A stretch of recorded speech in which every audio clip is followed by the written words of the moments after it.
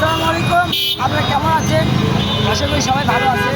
কিন্তু আমরা মস্তান যাবো না, হ্যাঁ, যাওয়ার কথা ছিল, কিন্তু রাত হয়ে গেছে, যাবো না। যে মস্তানের গান আমরা সাত মালাতে বসে একটা গান গাবো, সেটা আমার সুলতান বাবা দিয়ে।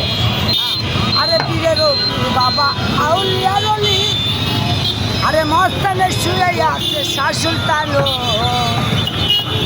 আরে পীরের বাবা আউলিয়ার অলি, মস্তান শুয়ে আছে শাহ সুলতান।